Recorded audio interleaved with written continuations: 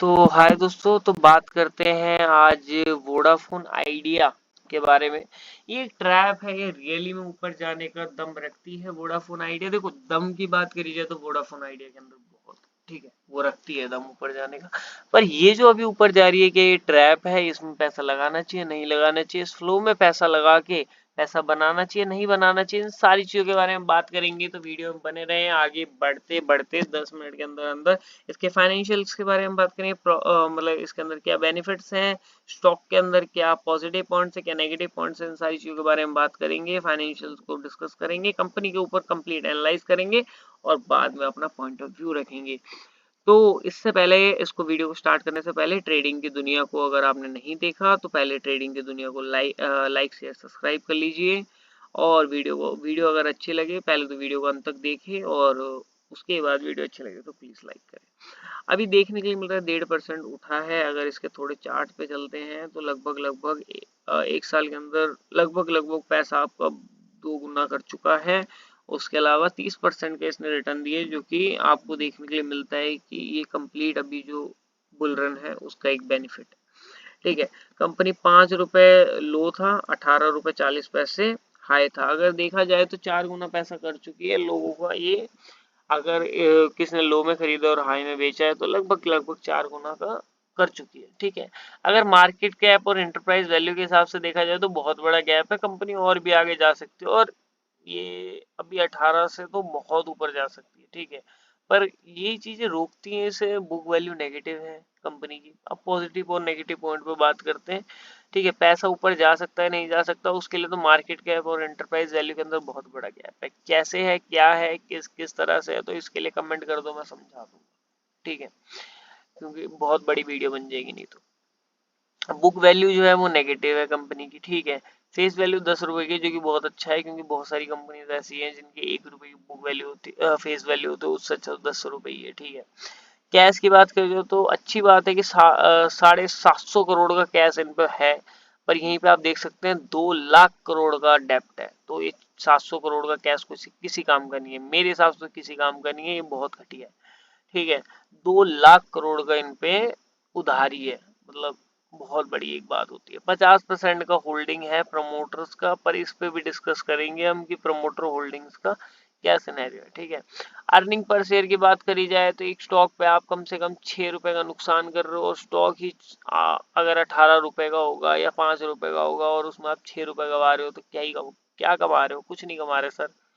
ठीक है, sales growth 9% से बढ़ा है, प्रॉफिट ग्रोथ 3% नेगेटिव हो चुका है। तो क्या ही बोलूं मैं इसमें। आपको आरओसी नेगेटिव है, आरओई जो है रिटर्न ऑन इक्विटी वो है ही नहीं। ठीक है, एज एक्सपेक्टेड है, कुछ अलग नहीं है इसमें, एक्सपेक्टेड है, क्योंकि जहाँ पे जो चीजें इसमें होनी चाहिए वो चीजें हमें कभी देखने को मिल ही नहीं रही। ठीक है, पी रेशियो जो है वो ऐसा आपको देखने के लिए मिल रहा है और पीवी रेशियो नेगेटिव है।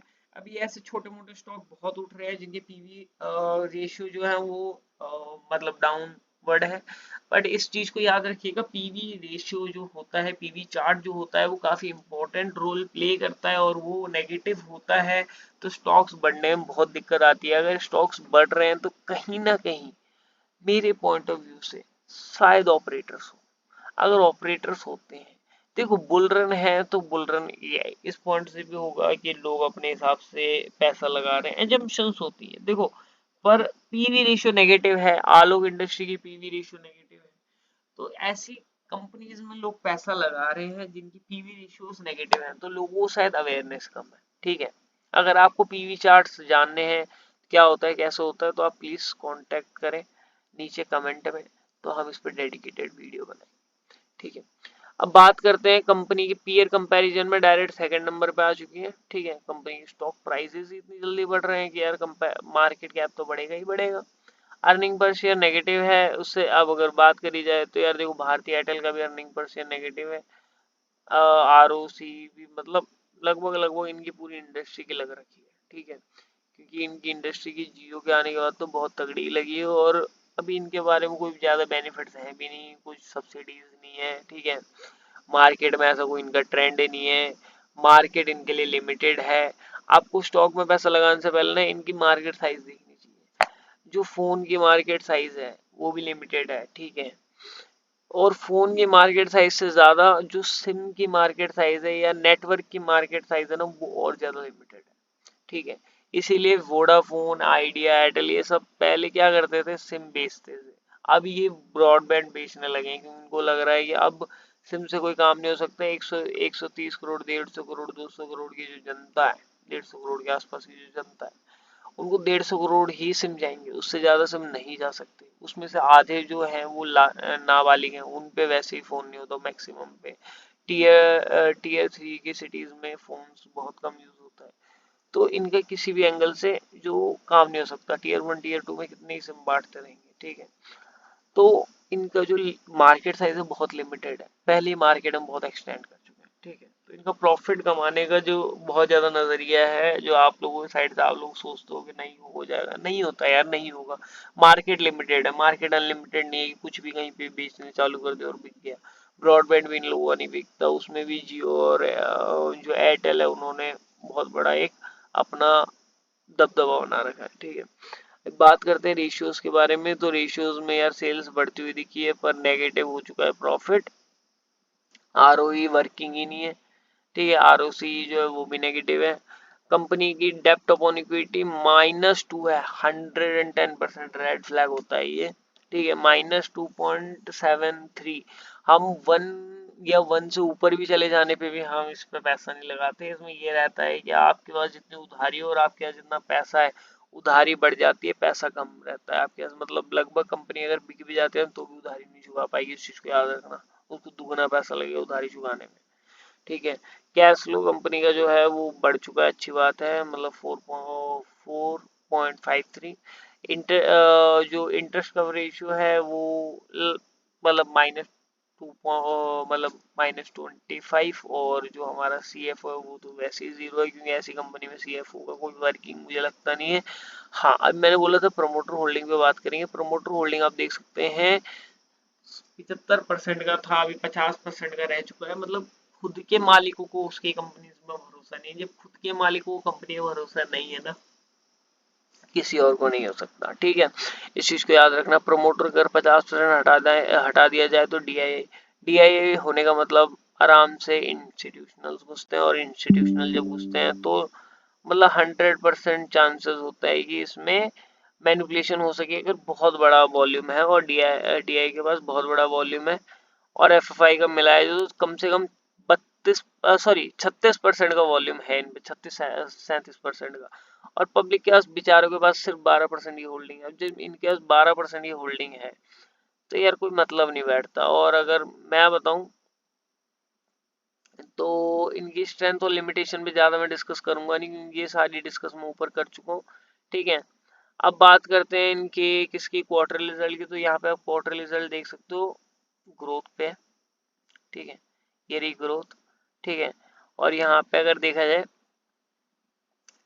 तो प्रॉफिट, मतलब सेल तो बढ़ रही है, पर सेल के साथ साथ कंपनी के लिए को एक्विजिशन कॉस्ट ना बहुत बढ़ चुकी है।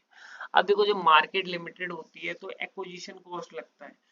इन सारी चीजों को समझाने के लिए ना मैं एक नई वीडियो नहीं पर एक नया चैनल बना रहा हूँ। अगर आपको ये सारी चीजें सीखनी है और आप लोगों को चैनल सब्सक्राइब करना है तो मुझे कमेंट बॉक्स में लिखना, मैं ना उन लोगों को ही वो चैनल का लिंक डालूंगा, जिसमें ये सारी चीजें बताई जाएगी यार।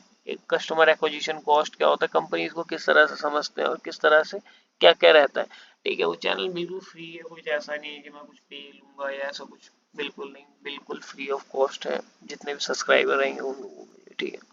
प्रॉफिट एंड लॉस अकाउंट की बात करते हैं तो इसमें आप देख सकते हैं सेल्स बढ़ी है पिछले साल के हिसाब से, और यहाँ पे सेल्स के साथ साथ लॉस भी बढ़ा है 1000 करोड़ से, ठीक है। अर्निंग पर शेयर जो है वो कम हो चुका है, ठीक है, नेगेटिव ही है। बट हाँ, पिछली बार के हिसाब से पॉजिटिव की तरफ जा रहा है।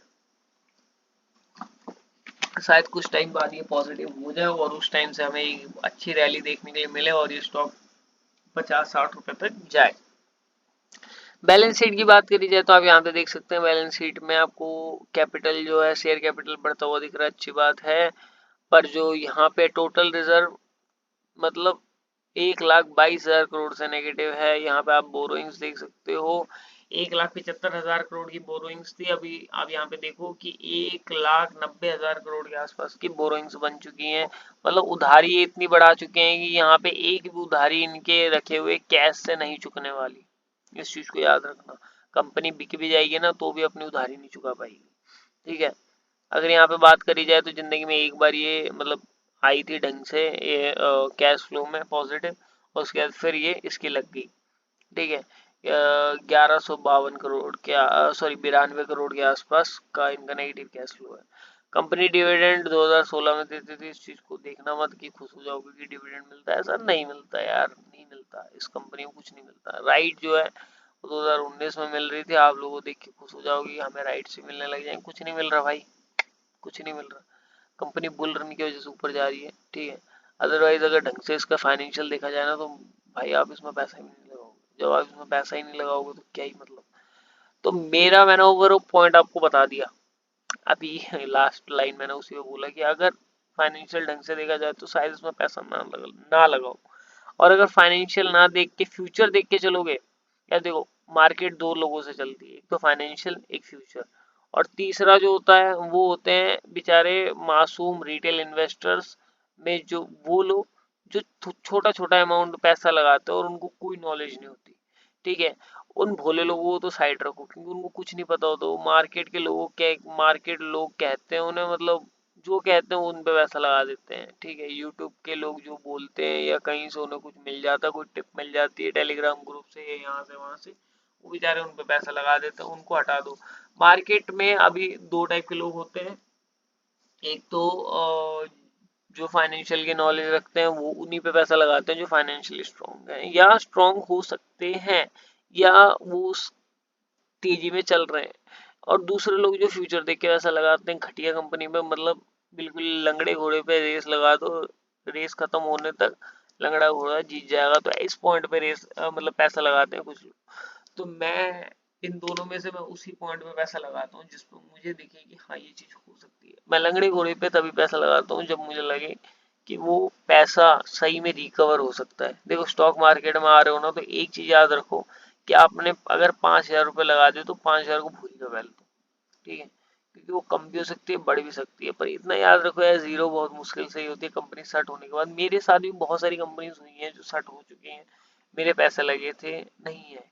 बट हाँ, मैं अपने स्टॉक को लगाने से पहले एक चीज याद रखता हूँ कि मैं उसको दोबारा वापस आने पर नहीं सोचूंगा। इसीलिए मेरा जो मेरा अकाउंट है, जो मेरा पोर्टफोलियो है वो काफी टाइम ग्रीन में ही रहता है, और मेरा जो वो 1,000% से ऊपर का पॉजिटिव रिटर्न दे चुका है। इस चीज को याद रखो ना जब कि आप लोगों का लॉस हो सकता है, इस पॉइंट को ध्यान में रखो अपने दिमाग में, तो आप अच्छी से अच्छी स्टॉक पिक कर पाओगे। इस चीज को याद रखना, ये चैलेंज है। जब आपके दिमाग में ये डर रहेगा कि यार मेरा लॉस हो सकता है, तब आपके दिमाग में एक चीज रहेगी मुझे ऐसी चीज खरीदनी है जो कम से कम इतना बेस्ट हो कि मेरा पैसा तो कम से कम रिटर्न दे पाए।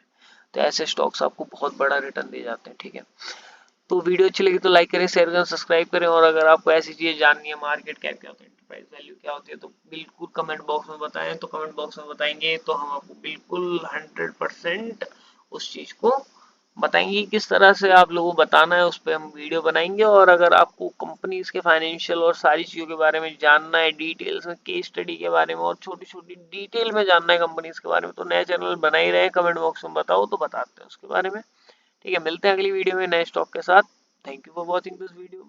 अगर मन है तो लाइक कर दो, 50 लाइक का टारगेट रखने, 50 होगा।